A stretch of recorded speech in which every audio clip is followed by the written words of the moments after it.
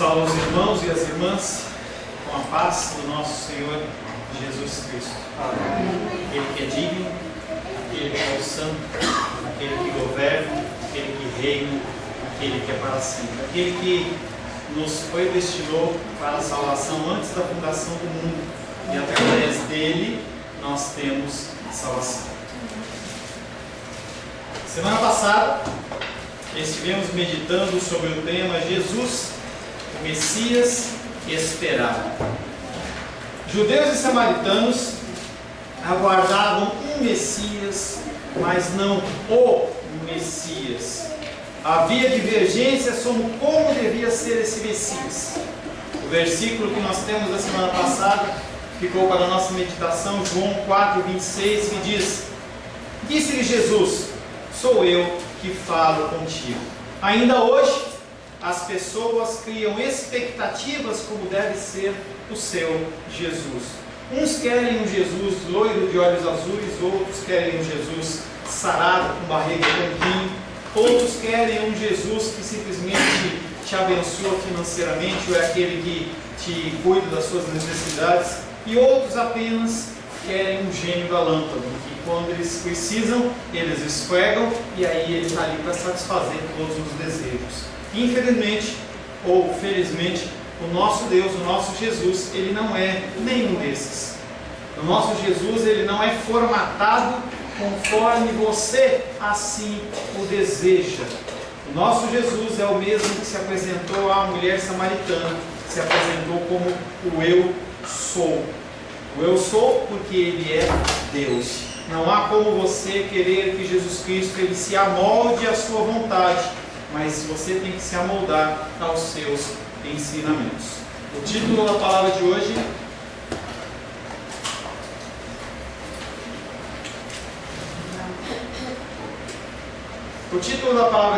é Jesus, o caminho de liberdade e esperança. Quero convidar você a abrir a palavra de Deus no Evangelho de João, capítulo 4.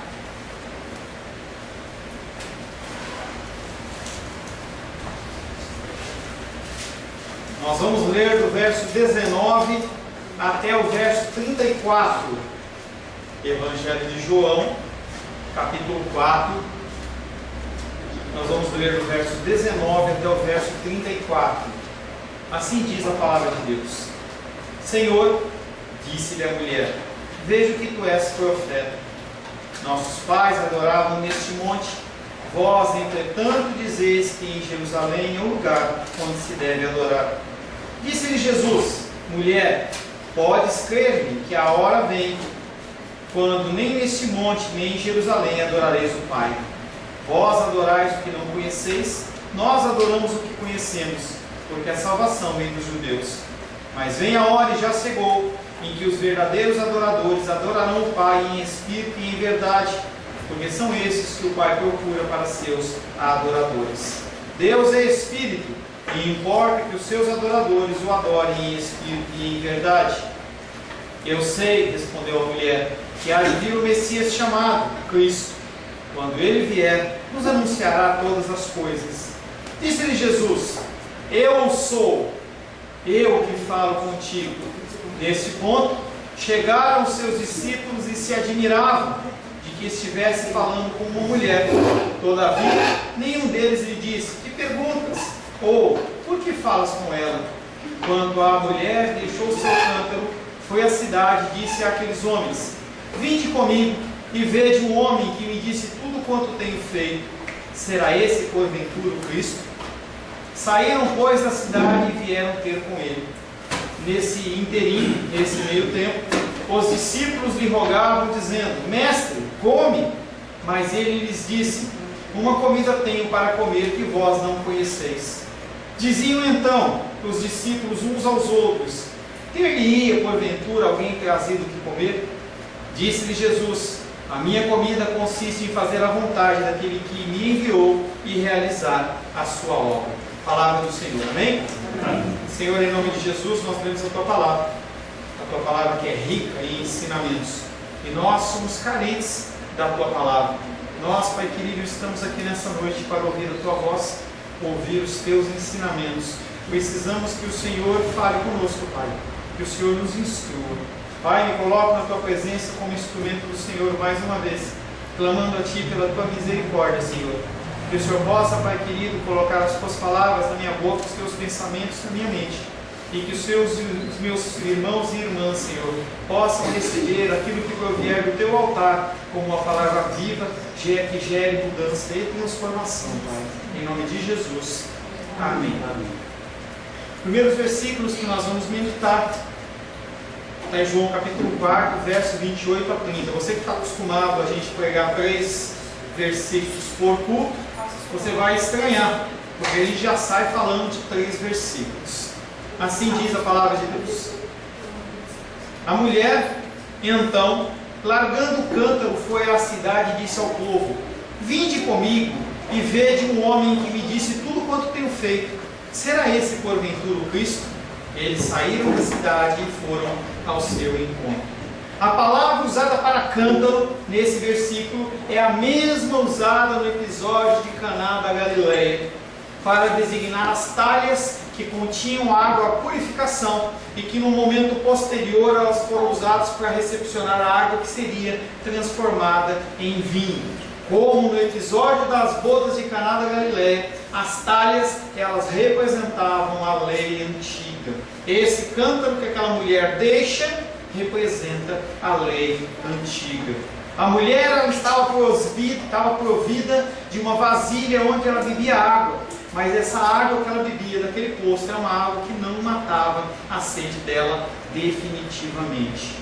Na ansiedade dela de desfrutar da nova e viva água, ela abandona o velho cântaro, e esse abandono fala sobre a renúncia.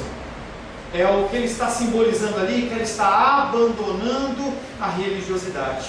Ela está abandonando procedimentos, ela está abandonando o que era o natural para buscar o sobrenatural. Ela, naquela ansiedade, ela abandona o cântaro, ela abandona também a religiosidade da lei, um verdadeiro rompimento com a lei em favor da verdadeira adoração. Aquela mulher, ela não queria continuar buscando simplesmente uma água que matasse a sua sede de uma forma momentânea. Ela não queria que a água matasse a sede dela apenas naquele momento em que ela ia buscar água. Ela precisava da água viva. A água viva que Jesus Cristo estava lhe oferecendo. Não há como ser um crente com um pé na igreja e outro pé no mundo. É uma coisa que nós temos convivido com grande facilidade. As coisas elas vêm, nos envolvem, a palavra de Deus vem, nos envolve, mas nós não nos posicionamos. Nós, em detrimento das coisas do dia a dia, nas coisas que nos cercam, nós ficamos com um pé num barco e outro pé no outro. Um pé dentro da igreja e outro pé no mundo. É uma coisa que você não consegue fazer por muito tempo. Ou você fica em um ou fica no outro. E eu lembro de uma ilustração, uma vez de um desenho, em que um personagem estava com um pé num barco, outro no outro, numa descida de um rio, e chegou um momento em que o rio se dividiu em 2 partes. E aquele homem, ele tentou de todas as maneiras continuar com os 2 pés, um em cada barco, mas acabou que ele caiu na água. Ser cristão não é você estar em conformidade com o mundo e em conformidade com a palavra, mas é você estar em conformidade apenas com a palavra. Isso gera em você dificuldades, isso gera em você problemas junto às pessoas, porque as pessoas elas esperam que você haja como elas. A reunião de pessoas ela é algo desse tipo. Quando você pega pessoas com interesses semelhantes, as pessoas elas tendem a pensar, pelo menos em relação àquele aspecto, de uma maneira igual. As pessoas elas se vestem de uma maneira igual. Quando você pensa nos jovens, em que eles procuram as suas tribos, tem a tribo dos skatistas, tem a tribo dos roqueiros, tem a tribo disso, daquilo, e as pessoas elas têm como que um padrão. O cristão também tem um padrão. E o padrão não é uma vestimenta de cabelos, não é uma vestimenta, não são cabelos compridos, mas é um padrão de Cristo. Um padrão de Cristo que é apresentado apenas, único e exclusivamente pela palavra. Falava hoje pela manhã sobre a palavra do profeta Elias, em que ele confronta os homens de Israel e as mulheres de Israel e fala assim: se vocês querem seguir a Baal, sigam a Baal. Se vocês querem seguir a Deus, sigam a Deus. Não há como você se manter nesses dois caminhos. Ou você agrada a um Deus e aborrece a outro, ou você se posiciona. E as pessoas, elas têm tentado agradar as duas situações. Então, em certos momentos eu sou crente, em certos momentos eu não sou crente, e eu vou levando. Situações diversas acontecem na nossa vida de escola, nossa vida de trabalho, na nossa família, e simplesmente nós continuamos com o pé em cada barco. Além disso, ela, a mulher samaritana, é tomada por essa ansiedade de dar um testemunho de Cristo. Por que aquela mulher saiu correndo? Por que aquela mulher não simplesmente ficou ali se deliciando ou aprendendo mais de Cristo? Esse é um sinal de uma pessoa que foi transformada, não na sua totalidade, mas que foi transformada. Precisa falar de Cristo. Isso é um sinal. Hoje pela manhã a gente falava sobre a certeza ou não certeza se você é um salvo ou não é um salvo. Eu te garanto que você tem a possibilidade de ganhar uma série de sinais e símbolos para você saber se está mais perto de uma eleição ou de uma condenação. Um sinal é você falar de Cristo para as pessoas. Aquela mulher que até então ela era desprezada, aquela mulher que até então ela tinha uma dificuldade em se relacionar com as pessoas da cidade, ela larga o seu cântaro e ela vai dar testemunho de Cristo. Não há mais medo em aproximar-se das pessoas. Olha, olha, lá passou. Aquela mulher ela não tem mais medo em se aproximar. Interessante que ela se dirige àquele povo daquela cidade que desprezava ela. O conceito de que nós temos que amar os nossos inimigos também é identificado na vida dessa mulher. Quantos desprezos, quantas palavras, quantas chacotas. E aquela mulher, a primeira coisa que ela procura é falar com as pessoas que a desprezavam.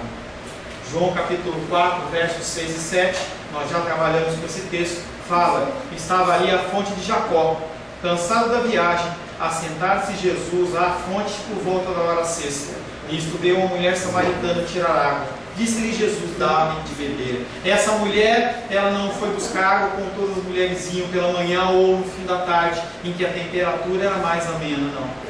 Ela ia num horário em que ninguém ia. Ninguém suportava aquele calor. Hoje a gente olha para esse clima de Brasília e fala assim: que calor! Você vai tomar banho, desliga a água, coloca sem temperatura. Aquela temperatura que aquela mulher estava vivendo era muito maior. E ela abandonava o horário mais tranquilo exatamente para não ter confronto com as pessoas. Ela concluíra a partir do conhecimento que Jesus tinha da sua vida pessoal. Se você se lembra, ela pergunta: cadê o seu marido? Ele pergunta: cadê o seu marido? Ela fala: não tem marido. E Jesus Cristo responde para ela: realmente você não tem marido?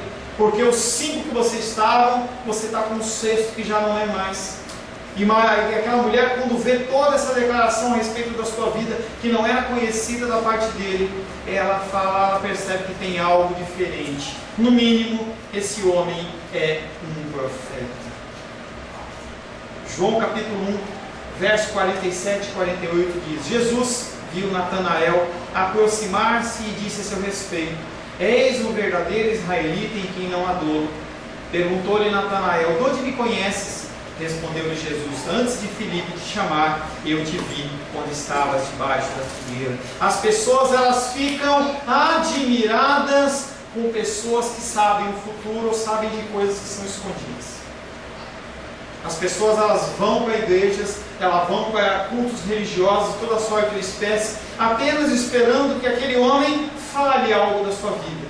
Pessoas se reúnem em sessões espíritas para ouvir coisas que são já de conhecimento dela.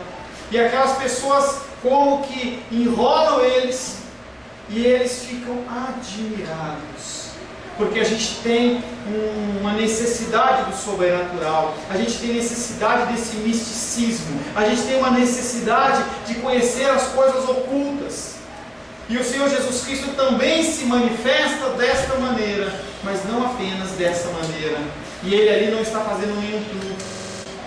Jesus Cristo, Ele sabe de todas as coisas, porque Ele é Deus. E uma das características de Deus é ser onisciente. Jesus Cristo conhecia Filipe, Jesus Cristo conhecia a vida da mulher samaritana e conhecia eu e você antes que nós fôssemos formados no ventre das nossas mães. Ele não fez você por acaso, mas Ele fez exatamente como Ele queria. As suas características, o seu jeito de ser, tudo Ele desenhado pelo grande Deus, grande e poderoso Senhor. Da discussão que se seguiu daquele homem de Jesus Cristo com aquela mulher, ela começaram a perceber que aquele homem não era apenas um profeta, mas ele era o profeta. E você tem que começar a entender que as características que se refletem ao nosso Deus, você tem que colocar em letra maiúscula, porque não tem comparação. Pessoas são boas, mas bom é realmente Deus. Jesus Cristo, Ele era o profeta, Ele é o caminho, Ele é a verdade, Ele é a vida, no sentido de que Ele é o padrão e Ele é o exemplo. Ela não descreve esse homem como judeu, ela não descreve Jesus Cristo como um homem diferente, porque ela já percebeu que Jesus Cristo foi aquele que já eliminou toda e qualquer discriminação. Ele, como judeu, falou com uma mulher samaritana. Gálatas 3:28 diz: dessa maneira não pode haver judeu, nem grego, nem escravo, nem liberto, nem homem, nem mulher, porque todos vós sois um em Cristo Jesus. Em Cristo não há discriminação, todos somos iguais. Não há um melhor, não há outro melhor, mas nós todos somos iguais.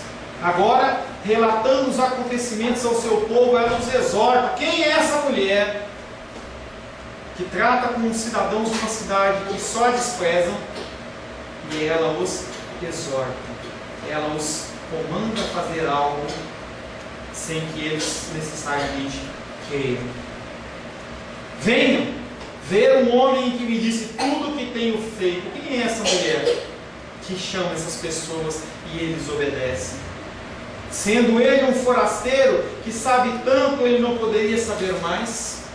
Aquela mulher começa a falar de Cristo e começa a falar assim: gente, será que esse Jesus, será que esse homem que estava falando comigo, que revelou coisas que ele não sabia, será que ele não sabe mais coisas? Será que ele não sabe mais coisas? A notícia da mulher samaritana aos seus conterrâneos, ela se inspira em Oséias. Se você se lembra, eu já falei, Oséias é um profeta que ele profetizava lá em Samaria. Era um homem que tentava trazer aqueles homens ao arrependimento, as 10 tribos do norte, e não conseguiu. Oséias 7:1 fala da mudança, da transformação desse Deus em relação ao seu povo.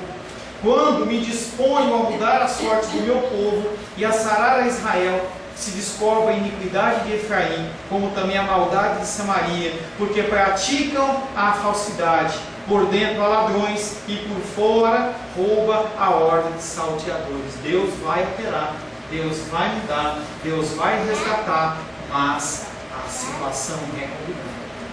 Quando Deus olha para mim e para você, não há uma capa de uma coisa bonitinha, você não é lindinho, não é fofinho, você não está vestidinho bonitinho, cheirosinho, mas se você tirar essa capinha de religiosidade que está sobre os seus ombros, um cheiro de podre sobe no ar. Infelizmente, isso não é só para você, é para mim e para todos nós. Um cheiro de podridão, porque nós exalamos muito mais do que o bom perfume de Cristo. Nós exalamos o pecado que nós cometemos dia após dia, através de atos, através de ações, de pensamentos e omissões. Nós somos estragados, nós somos pobres. E o Senhor olha para a gente e fala assim: eu sei que você é assim, eu sei que você tem esse problema, eu sei que você tem esse pecado, mas mesmo assim eu vou ser aquele que vou mudar, aquele que vou alterar e vou ser aquele que vai resgatar. Quando me disponho a mudar a sorte do meu povo e sarar Israel. Jesus Cristo, Ele é aquele que muda a nossa sorte. Como um filho que estava desprezado, como alguém que era destinado ao inferno, Jesus Cristo olha para mim e olha para você com graça e com misericórdia. Eu já falei sobre graça e misericórdia. Misericórdia é não dar para o pecador o juízo que ele merecia, E graça é dar para esse mesmo pecador a vida eterna. É isso que Jesus Cristo faz. Ele não simplesmente muda a sua sorte de uma maneira externa, ele te muda interiormente. Do seu interior fluem rios de águas vivas. O Senhor, ele começa a mudar um processo de transformação e mudança na sua vida, e a partir do momento em que você vai se rendendo ao Senhor, você vai sendo transformado. Ao saberem os samaritanos que foram descobertos os seus pecados, entendem que chegou o momento da cura. Não tem como você curar algo se você não detectar que há a enfermidade. Foi aquilo que eu falei com vocês semana passada e comentei hoje pela manhã novamente. Você tem que se habituar a fazer um autoexame da sua vida. Você tem que parar todos os dias, pelo menos uma vez ao dia, e você tem que analisar o que você pensou, o que você falou, o que você agiu ou o que você não agiu, para que então, conforme a palavra, você possa ser confrontado e buscar correção. Ao saberem os samaritanos que foram descobertos seus pecados, eles entendem que chegou o momento da sua cura. Ela pergunta para eles com agitação, mas ainda com hesitação: será que ele não é o Cristo? Ela olha para aqueles homens e aquelas mulheres e fala assim: será que ele não é o Messias que a gente está esperando? Ele é diferente, ele não tem discriminação, ele falou comigo, ele falou coisas que ele não conhecia. Será que ele não é profeta? Será que ele não é o Messias? Será que ele não é o Cristo? Sua mensagem, ela é simples, ela é modesta, propondo de forma interrogativa que cada um chegue à sua conclusão. É uma coisa que eu falei também hoje pela manhã, sempre eu falo: se você vier a mim pedir algum aconselhamento, eu nunca vou dar uma direção para você seguir. Faça isso ou faça aquilo. Longe de mim tomar o papel do Espírito Santo, eu não tenho essa capacidade. A minha função é trazer elementos para que você, espiritualmente, segundo a palavra de Deus, possa tomar a decisão o mais correta possível. Aquela mulher também não quer que eles apenas confiem nela, apenas no que ela está falando, mas fala para eles: venham ver esse homem. Ela quer que eles mesmos tenham contato com Jesus, tenham eles mesmos contatos com Cristo, e eles possam sim se decidir em relação ao Senhor. Jesus Cristo começa com o positivo e vai para o negativo. As palavras daquela mulher são abertas. Aquela palavra daquela mulher geram esperança.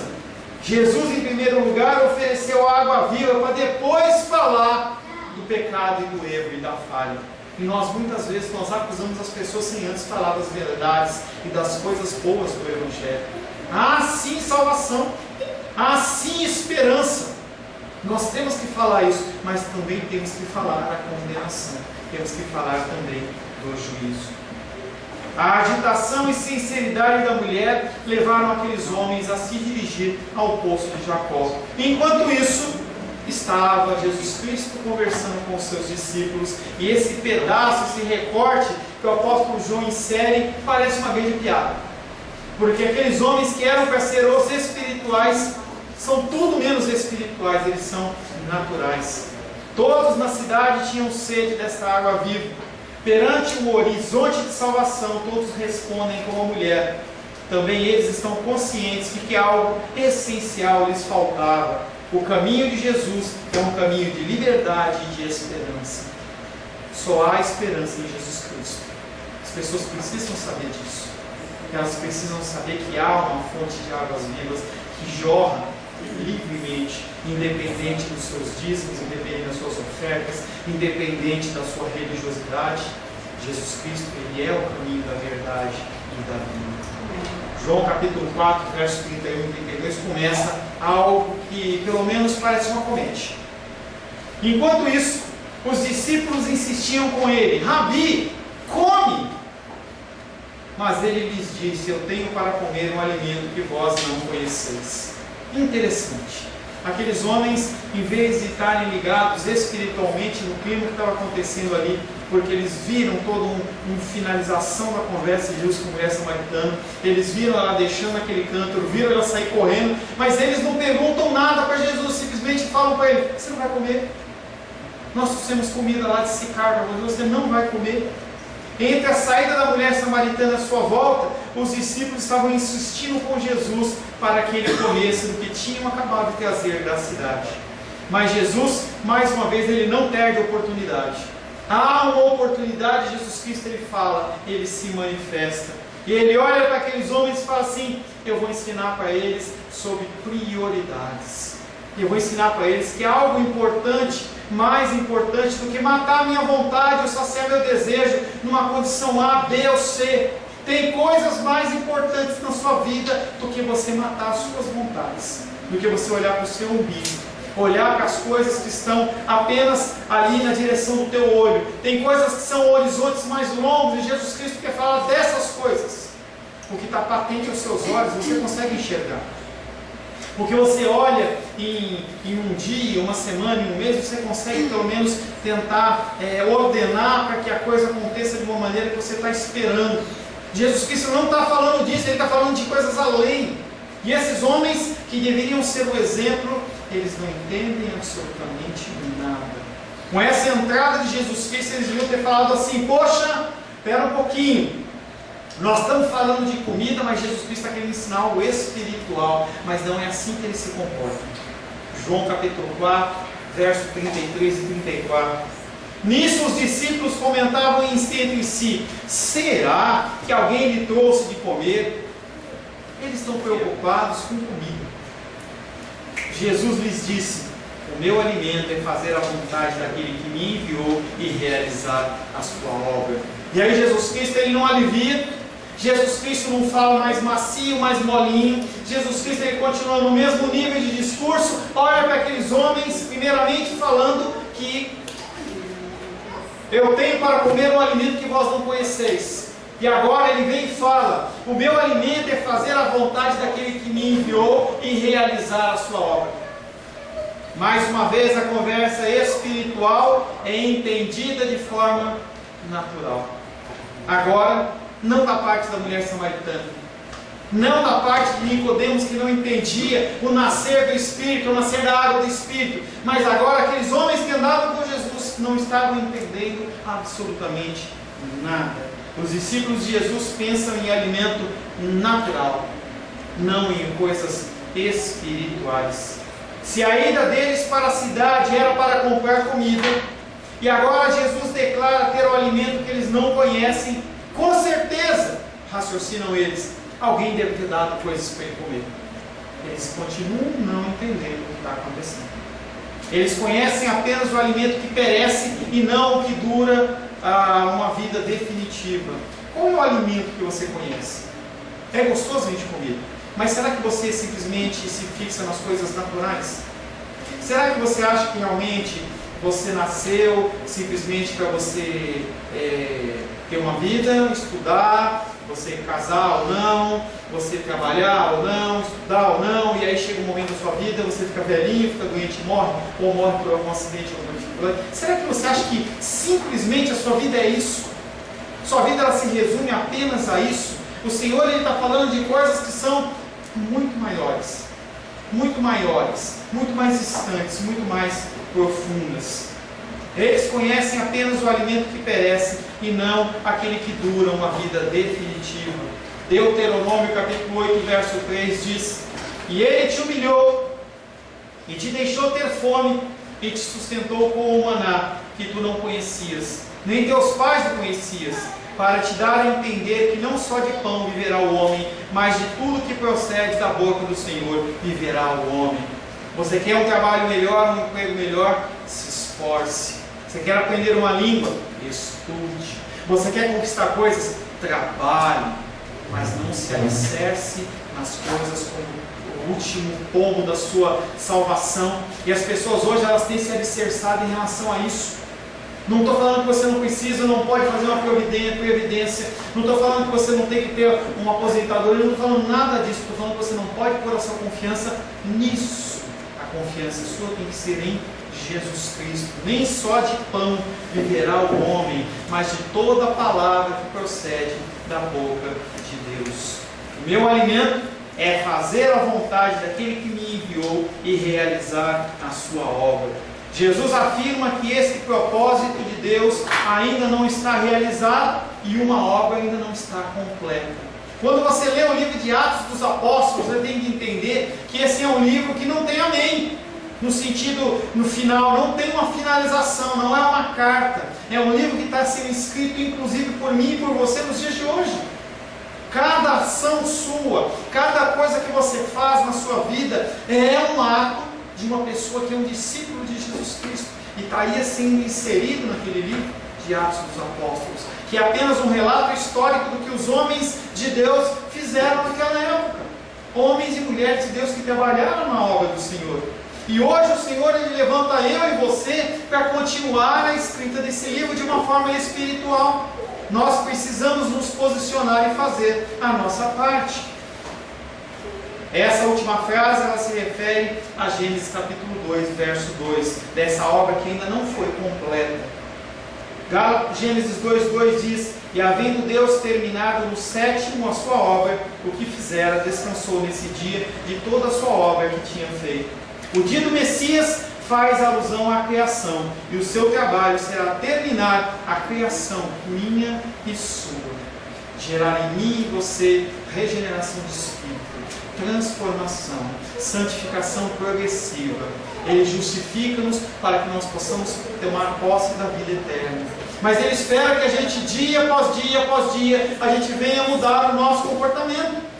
As coisas que acontecem no nosso dia a dia não são coisas que ocorrem assim de uma maneira aleatória. Elas acontecem para que você mude e transforme, para que você possa gerar uma mudança e transformação. Se você vivesse numa vida comum, tranquila, você ia ficar paradão. Ele chama-se zona de conforto. Se as coisas não acontecem na minha vida e na sua vida, você não se movimenta. Se as coisas não acontecem, você não ora. Se as coisas não acontecem, você não busca Deus. E Deus, Ele acaba utilizando de formas e ferramentas para que você se movimente. E nós lemos a passagem do maná. O Senhor impôs uma série de procedimentos ali para eles ficarem opressos, para quando viesse o maná eles pudessem reconhecer que a provisão vem do Senhor. Mesmo assim, você continua confiando na força do seu braço. Esta, a transformação do homem, é a obra que o Messias tem que completar. Para isso Ele veio. O propósito de Deus com essa obra final consiste em dar ao homem não uma vida temporal, mas uma vida definitiva. João capítulo 6, verso 38 e 39 diz: todo aquele que o Pai me dá, esse virá a mim, e o que vem a mim de modo nenhum lançarei fora, porque eu desci do céu, não para fazer a minha própria vontade, e sim a vontade daquele que me enviou. E a vontade de quem me enviou é esta: que nenhum eu perco de todos que me deu, pelo contrário, eu o ressuscitarei no último dia. A palavra é o alimento de que eu e você necessitamos. Nós precisamos nos alimentar da palavra de Deus. É interessante que a gente consegue fazer 3, 4, 5 refeições de alimento por dia, mas espiritualmente, para você fazer uma refeição espiritual, é uma grande dificuldade. Tudo é difícil, não dá tempo. Se a gente chamar você para fazer qualquer coisa espiritual, um monte de coisas vão entrar no caminho, você vai achar um monte de atividades, um monte de coisas, de eventos, de coisas, mas o espiritual sempre fica de lado. Salmos 119, 103 diz: quão doces são as tuas palavras ao meu paladar, mais que o mel à minha boca. A palavra de Deus, ela é doce para você? A palavra de Deus, ela é realmente essa expressão que o salmista fala, que quando ele fala as palavras é como se fosse um mel docinho, em que você se alegra, você renova as suas forças. O seu alimento consiste em realizar o propósito do Pai. O propósito de Jesus é esse, e o seu? O seu propósito é o quê? É você ter uma vida secular aqui e morrer? O seu propósito é você conseguir um trabalho, é você ter uma família, alguma coisa? Qual que é o seu propósito? Jesus Cristo, Ele sabia do seu propósito, que era fazer a vontade do Pai. Na cruz, no fim do trabalho, Ele pode orar. João capítulo 17, 2, 3 e 4. E a vida eterna é esta, que te conheçam a Ti, o único Deus verdadeiro, e a Jesus Cristo a quem enviaste. Eu te glorifiquei na terra, consumando a obra que me confiaste para fazer. Uma das últimas frases de Jesus Cristo é essa. Jesus Cristo fala: está consumado. Ele fez o que era esperado. Amém? Feche seus olhos.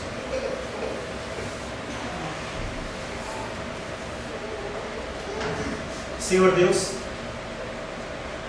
o Senhor tinha prazer, Pai, em fazer a obra do Pai.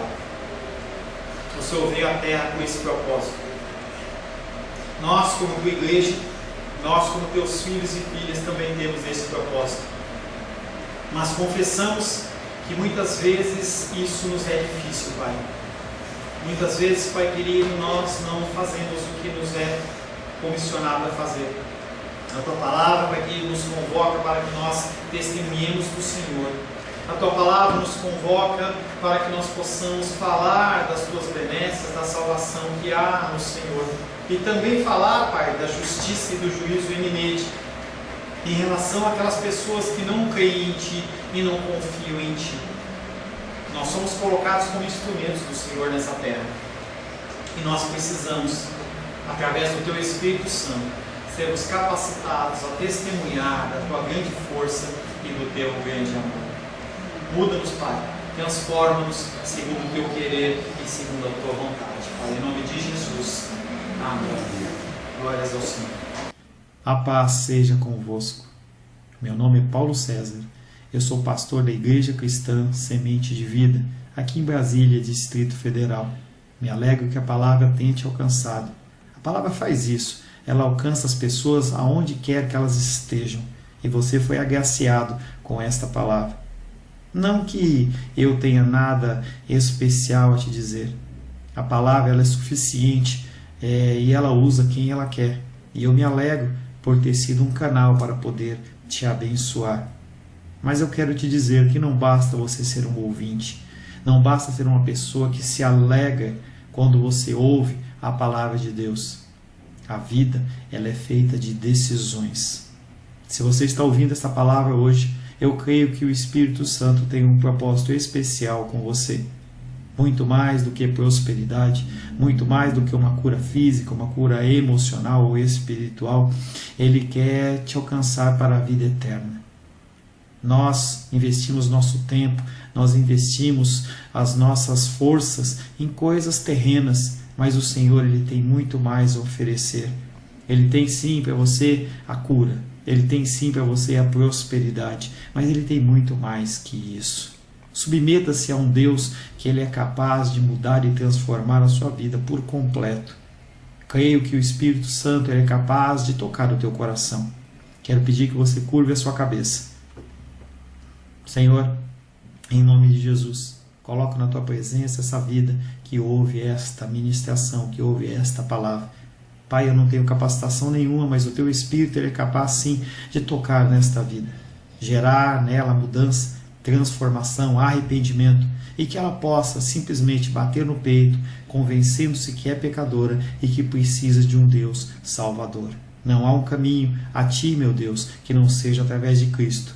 E eu lhe peço, Pai querido, que você alcance essa vida e Ele possa sim tomar uma decisão pessoal pelo Senhor, em nome de Jesus. Amém. Amém, meu querido. Amém, minha querida. Fico contente que você esteja ouvindo essa ministração até o fim. E peço que você não se limite a ouvir os cultos pela internet. Você procure perto da sua casa uma igreja, um lugar que proclame a palavra do Senhor. Eu oro para que o Espírito Santo te direcione nessa busca, porque muita coisa tem sido oferecida que não é o Evangelho. Eu abençoo a sua vida em nome de Jesus. Amém.